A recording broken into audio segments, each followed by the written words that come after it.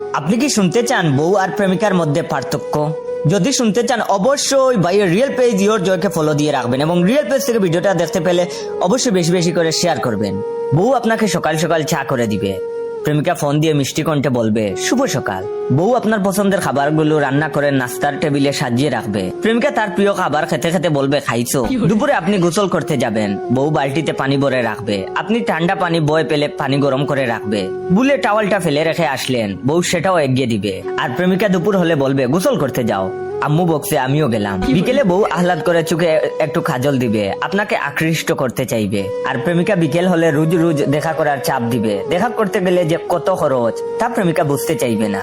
সন্ধ্যা হলে বউ আপনার জন্য অপেক্ষায় দুয়ার খুলে বসে থাকবো, ক্লান্ত থাকলে নিজের হাতের শার্ট খুলে দিবে, আপনি একটু বিশ্রাম নিতে নিতে আবার খাবার পাকানো শেষ। প্রেমিকা সন্ধ্যার পর বলবে পড়তে যাই, কিন্তু না পড়ে ফেসবুক গুতাবে। বউ আর আপনি একসাথে ঘুমালেন, ভুল করে যদি আপনি মশার গালে বসে যান, বউ টাস করে আপনাকে মেরে ফেলবে। সরি, বউ টাস করে মশাকে মেরে ফেলবে। মশারি থেকে যদি আপনার মাথাটা একটু বেরিয়ে যায়, তখন বউ সুন্দর করে আবার আপনাকে মশারির ভেতরে আনবে। তারপরেও যদি আপনি মশার পিছু না ছাড়েন, তাহলে সে মশাকে আস্তে করে জড়িয়ে ধরে ঘুমিয়ে পড়বে। বাইরে ভাই কি আপনাকে জড়িয়ে ধরে ঘুমিয়ে পড়বে। আর প্রেমিকা রাত হলেই প্রেম বাড়াবে, কষ্ট বাড়াবে, দুনিয়ার গল্প জুড়াবে। বউ আপনার জন্য অপেক্ষায় থাকবে কবে শপিং এ নিয়ে যাবেন। প্রেমিকাকে সপ্তাহে একদিন করেও শপিং করে দিলে আপনার মানিব্যাগের অবস্থা বুঝতে চাইবে না। বউকে নিয়ে মাসে একদিন ঘুরতে গেলেই সে খুশি।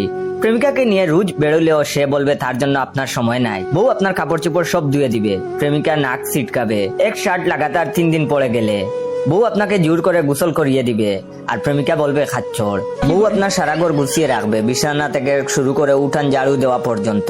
প্রেমিকা নিজেকে গুছাতে গুছাতেই দিন শেষ। বউ আপনার সকল সুখ দুঃখের ভাগিদার হবে, আপনি না খেয়ে থাকলে তার মুখে ভাত উঠবে না। প্রেমিকা কখন কি করবে তার কোনো নিশ্চয়তা নাই। আপনার জ্বর হলে বউ রাত জেগে বসে থাকবে, কপালে জলপট্টি দিবে।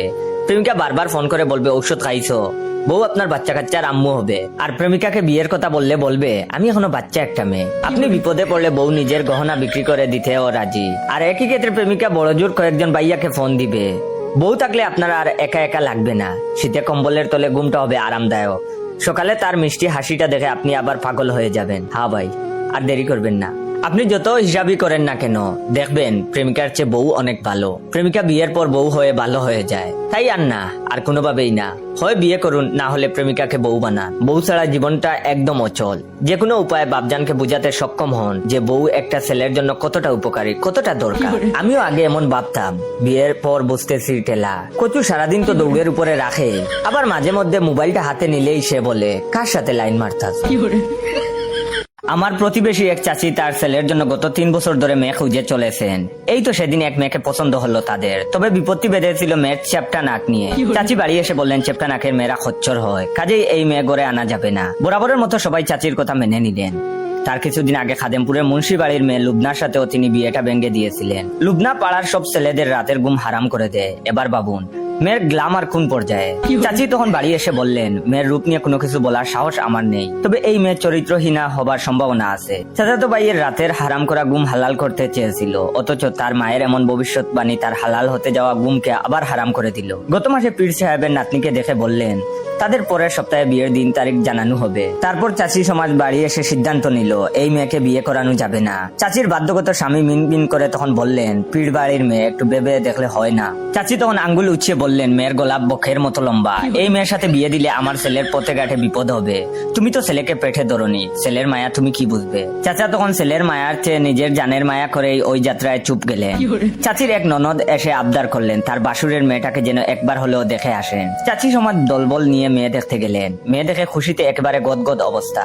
চাচি এক পর্যায়ে মেয়েকে হেঁটে দেখাতে বললেন। মেয়ে হাঁটার উদ্দেশ্যে ওটা মাত্রই এক চাচি আটকে উঠে বললেন এই মেয়ে দেখি খরং পায়া, পায়ের তালু দেখি মাটিতে মেশে না। আমার প্রতিবেশী চাচি মেয়ের মুখের উপরেই বললেন না বাপু, এই মেয়ে সংসারের অলক্ষী। বাড়ি ফেরার পথে ননদকে এক গাদা অভিশাপ দিয়ে ফিরলেন। বেশ কয় মাস কেটে গেল। চাচাতো ভাই বিশাল বড় চাকরি জুটালো। ইউনিয়ন চেয়ারম্যান তার রূপবতী গুণবতী মেয়ের জন্য চাচার কাছে প্রস্তাব দিলেন। স্বয়ং চেয়ারম্যান বিয়ের জন্য প্রস্তাব দিলেন। সবাই খুশিতে আটখানা। চাচি তখন পান চিবুতে চিবুতে বললেন, আগে মেয়ে দেখি তারপর না হয় লাফিও। অবশেষে বুঝি মেয়ে পছন্দ হলো। চাচা ইশারায় চাচির মৌন সম্মতি নিয়ে বিয়ের দিনও ঠিক করলেন। বিয়ের বাজার ঘাটের জন্য খাতা কলম নিয়ে বসেছে মাধ্যমিক পড়া ছেলে মেয়ে। অন্যদিকে চাচাতো ভাই একটু পরপর আয়নাতে নিজেকে দেখতে লাগলো। কখনো কাঁচি দিয়ে নিজের অবাঞ্ছিত গুফ ছাড়তে লাগলো, কখনো বা মেসওয়াক দিয়ে দাঁত ঘষতে লাগলো। তারপর চাচিকেও কোথাও পাওয়া যাচ্ছিল না। ঘন্টা খানেক বাদে চাচি এসে জানালেন এই বিয়ে সম্ভব না। এটা শুনে সবাই একসাথে কেন কেন বলে রব করে উঠলো। চাচি তখন গণবিদারী চিৎকার দিয়ে বললেন, এত কথা কিসের শুনি। সবাই তখন বিড়ালের মতো চুপ হয়ে গেল। চাচি গাম্ভীর্যের গলায় বললেন, এই মেয়ের টুট চিকন, আর টুট চিকন মেয়েরা ঝগড়াতে হয়। এই মেয়ে সংসারে আনলে অশান্তি লেগেই থাকবে। আপনার টুট চিকন কোনো বান্ধবী থাকলে অবশ্যই মেনশন দিবে। চাচা তখন একটু জুড়েই বলেছিলেন, চেয়ারম্যানকে কথা দেয়া হয়েছে, এখন আর না করো না। চাচি তখন আঁচল কোমরে গুজে চাচার সাথে ঝগড়া শুরু করে দিলেন। চাচা ঘরের এক কোণে গিয়ে চুপ করে দাঁড়িয়ে রইলেন। চাচা তো ভাই এবার আর নিজেকে সংবরণ করতে পারলো না। সে তখন চাচিকে এসে বলল, তোমারও তো পা মোটা, খরং পায়া, গলা লম্বা, ঠুট চিকন, তবুও তো বাবা বিয়ে করলেন, আমি এই মেয়েকেই বিয়ে করব। চাচি তখন তবেরে বলে তেড়েই যেতেই চাচাতো ভাই চম্পট দিল। চেয়ারম্যান শাসিয়ে গেছে। তার মেয়েকে বিয়ে না করার খেসারত হিসেবে চাচাতো ভাইয়ের বিয়ে তিনি কোনো মেয়ের সাথেই হতে দেবেন না। তবুও চাচি গোপনে গোপনে মেয়ে দেখা চালিয়ে যাচ্ছেন। আজ 21 নম্বর মেয়ে দেখতে যাবেন। তার একটা ইচ্ছে, ছেলেকে বিয়ে দিয়েই ছাড়বেন। এক ভদ্রলোক তার ছোট বাচ্চাটিকে নিয়ে পার্টিতে গেছেন। আড্ডায় আড্ডায় তিনি অনেকক্ষণ ধরে মদ্যপান করেই চলেছেন। হঠাৎ করে তার বাচ্চার কথা মনে হতেই পাশে তাকিয়ে দেখলেন তার বাচ্চাও খানিকটা মদ্যপান করে ফেলেছে। তিনি ওই মদ্যপান অবস্থায় নিজেই গাড়ি চালিয়ে পার্টি থেকে বাড়ি ফিরছেন আর একটু পর পর বাচ্চাকে বকছেন। হঠাৎ একজন কর্তব্যরত ট্রাফিক পুলিশ তার গাড়ি থামিয়ে প্রশ্ন করেছেন, আপনার গাড়ি চালানো দেখে আমার সন্দেহ হচ্ছে, আপনি নিশ্চয়ই ড্রিঙ্ক করেছেন আর মাতাল অবস্থায় গাড়ি চালাচ্ছেন। তখন লোকটি বলল, না না, আমি ড্রিঙ্ক করিনি, মাতালও নয়। তখন ট্রাফিক পুলিশ বলল, আচ্ছা ঠিক আছে, আপনি হা করুন, আমার কাছে ডিটেক্টর মেশিন আছে, আমি চেক করছি আপনি ড্রিঙ্ক করছেন কিনা। লোকটি তখন হা করলো এবং মেশিনে ড্রিঙ্ক করার সিগন্যাল দিল। তখন ট্রাফিক পুলিশ বলল, মেশিন বলছে আপনি মাতাল।